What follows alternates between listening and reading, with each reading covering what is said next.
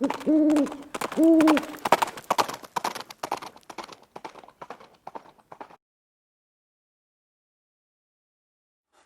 good morning, guys. It's Viejo here, and it is the end of the first week of October in 2023, and we got kind of a weird weather pattern going on here. It's actually hot here on the central coast of California, but you know, it is what it is.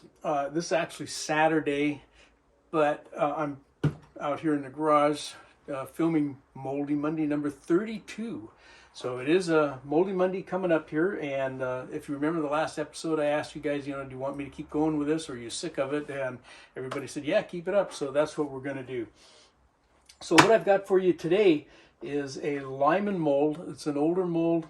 Okay, it's a 452-400. This is a single cavity mold. If you're watching on Rumble, we'll open up the box here and get the mold out and take a look at it. YouTubers, I can't even show you the mold. You've got to go to the Rumble channel to watch that part of the video for the casting and all of that. And you just go to rumble.com and type this in right here. That's my channel name there, and you'll find it. This mold didn't cast all that well for me. Okay, it's actually one of the more obstinate performers that I've had in a while, and some of it may be operator error. You're going to see in the casting part. In the very first part, you can see some of the oil still burning off, so apparently I didn't get it clean. Sometimes I don't get the handle bolts clean enough, or you know, the sprue plate bolt threads may have still had a little bit of mineral oil on that, and I didn't get it all off or whatever. But anyway, I suspect that's part of the issue, because it just did not give me very good looking bullets. They shot okay. We shot them out of the Smith & Wesson Model 25. This is the one with these nice grips that Jamie, that's GH586, sent me, and we refinished them, if you remember that video. And that made this gun just a lot more fun for me to shoot because of that legacy that's living on this firearm now. But anyway, you'll see that later. It shot okay, not great, but okay. So let's go ahead and we'll take a look. If you're on Rumble, we'll get the mold out of the box, open it up, look at the exploded view, show you what it looks like. Then we'll get into the casting and then the shooting, and we'll come back and wrap it up.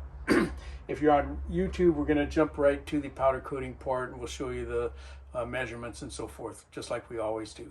All right, let's get after it.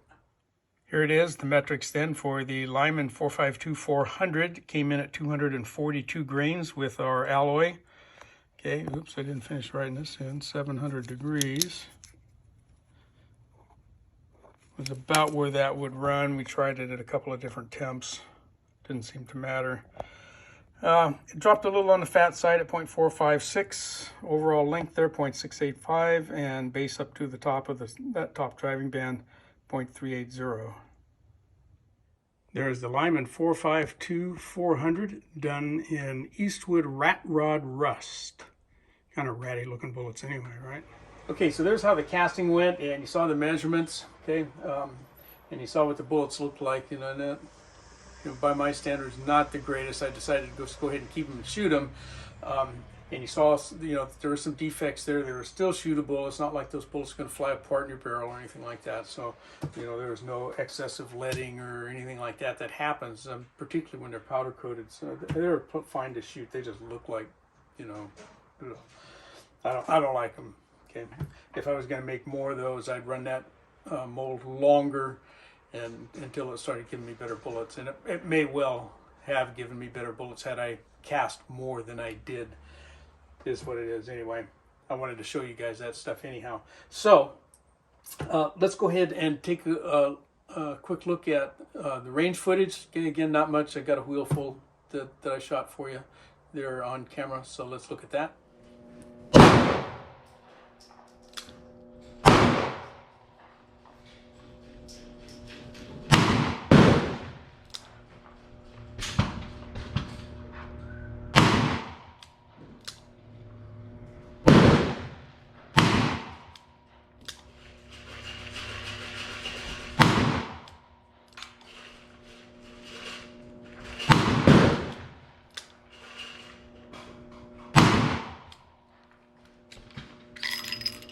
All right, so you saw how that went, you know, typical for, you know, Viejo I think those black spots are 3 inch. I'm not sure. I got to remember to measure one. They might be 4 inch. So you saw the group, not great, but okay by me. It's always fun. So there's how that went. All in all, still, you know, a useful project. You know, we found out about that bullet and the mold. You know, not my favorite. You know, and if you're a semi-wad cutter guy, you didn't like the looks of that bullet in the first place, even if it had been perfectly cast. It is a round nose, and you know, most of us like the semi-wad cutter style better, particularly in these revolvers, including me. You know, I'm not so stuck on a huge meat plat like other folks, not to mention any names, but you know who you are. Anyway, I seriously doubt whether I'll cast this one again, but there you go. I hope you got something out of the video, but from the Viejo bench, for now, that's all she wrote.